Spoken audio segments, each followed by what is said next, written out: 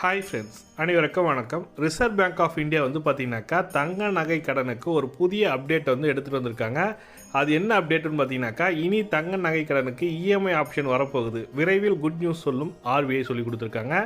எதனாலனா, கடந்த செப்டம்பர் 30 வரைக்கும் பார்த்தீங்கன்னாக்கா 51% மேலே வந்து பார்த்தீங்கன்னாக்கா தங்க நகை கடன் வாங்கியிருக்காங்க.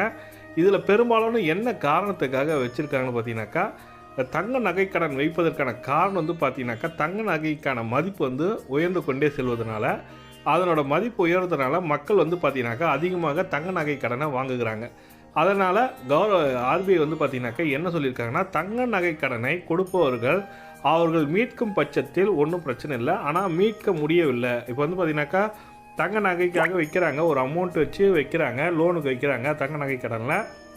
ஆனால் அவங்க வந்து மூக்குறாங்களான்னு பார்த்தீங்கன்னாக்கா, மீட் எடுக்கிறாங்களான்னு பார்த்தீங்கன்னாக்கா அது மீட் எடுக்க முடியல. அவங்களால அவங்க பொருளாதார சூழ்நிலை காரணமாக தான் தங்க நகை கடனுக்கு போகிறாங்க. அந்த போகும்போது பார்த்தீங்கன்னாக்கா மூக்கும் பட்சத்தில், அதாவது மீட்கும் பட்சத்தில் வந்து பார்த்தீங்கன்னாக்கா அவங்க வந்து பார்த்தீங்கன்னா கட்ட வேண்டிய அமௌண்ட் வந்து பெரிய தொகையாகிடுது.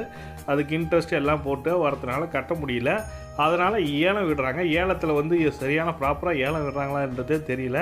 அவங்களுக்குள்ளே அந்தந்த பேங்க்கே வந்து பார்த்தீங்கன்னாக்கா தெரிஞ்சவங்களுக்கு பர்சனலாகவே யூஸ் பண்ணிக்கிறாங்கன்ற மாதிரி ஆர்பிஐ வந்து ஒரு குற்றச்சாட்டு வந்திருக்கு. எக்கனாமிக்ஸ் ஆஃப் இந்தியா வந்து பார்த்தீங்கன்னாக்கா எக்கனாமி ஆஃப் இந்தியா வந்து பார்த்தீங்கன்னாக்கா இந்த குற்றச்சாட்டை கொடுத்துருக்காங்க ஆர்பிஐ கிட்ட.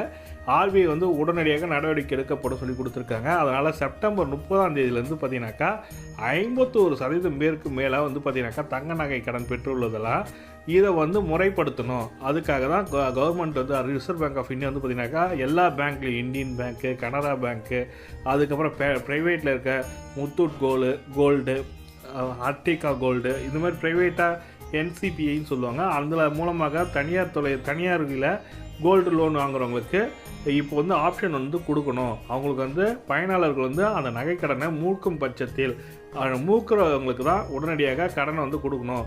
அவங்களோட தகுதி என்னென்னு பார்த்து, இப்போ நம்மளுக்கு பர்சனல் லோனுக்கு, ஹோம் லோன்லாம் வந்து பார்த்தீங்கன்னாக்கா அவங்களோட தகுதி எல்லாத்தையும் பார்த்து தான் கொடுக்குறீங்க. அதே போல் கோல்டு லோனுக்கும் அவங்களோட தகுதி, இவங்க வந்து கட்டினா மீட்கப்படுமா, அந்த தங்க நகை கடன் மீட்கப்படுமான்றதை எதிர்பார்த்து தான் நீங்கள் தங்க நகை கொடுக்கணும்னு இருக்காங்க. அதுவும் இல்லாமல் மற்றும் இஎம்ஐ ஆப்ஷன் மந்த்லி இன்ஸ்டால்மெண்ட்டு சொல்லுவாங்க. மாதம் ஒரு அமௌண்ட்டு கட்டணும், வட்டியோடு சேர்த்து கட்ட சொல்லணும் அப்படின்ற மாதிரி ஆப்ஷனை கொண்டு வர போகிறாங்க சொல்லிட்டு ரிசர்வ் பேங்க் ஆஃப் இந்தியா வந்து சொல்லியிருக்காங்க. இந்த தகவல் தான் ஆர்பிஐ வந்து எல்லா பேங்க்குக்குமே கொடுத்துருக்காங்க சுற்றறிக்கையாக. கூடிய விரைவில் இஎம்ஐ ஆப்ஷன் வரப்போகுது. இப்போ நீங்கள் கோல்டு லோன் வச்சுருக்கீங்க, ஒரு 10,000 ரூபாய்க்கு விற்கிறீங்கன்னு வச்சுக்கோமே. ஒரு கோல்டு வந்து 10,000 ரூபாய்க்கு விற்கிறீங்க, அதுக்கு இன்ட்ரெஸ்ட்டு 12,000 ரூபா, மொத்தம் 2,000 ரூபா சேர்த்து 12,000 ரூபா ஒரு வருஷத்துக்கு கட்டணும். நீங்கள் ஒரு வருஷத்துக்குள்ளே கட்டினீங்கன்னாக்கா உங்களுக்கு ஒன்றும் பிரச்சனை இல்லை. இது ஒரு வருஷத்துக்கு அப்புறம் நீங்கள் கட்டுறீங்கன்னா அதுக்கான இன்ட்ரெஸ்ட் ரேட் அதிகமாக. இப்போ வந்து பார்த்தீங்கன்னாக்கா நீங்கள் எப்போ மூப்பீங்கன்னு கேட்பீங்க. எப்பொழுது உங்களோட நகையை மீட்கப்படும் சொல்லி கேட்பாங்க.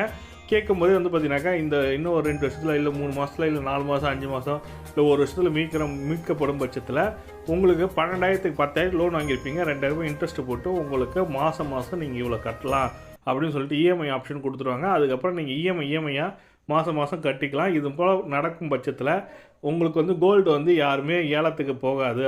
அந்த வாடிக்கையாளரே வந்து நகையை வந்து மீட்டு எடுத்துக்கொள்ளப்படும்.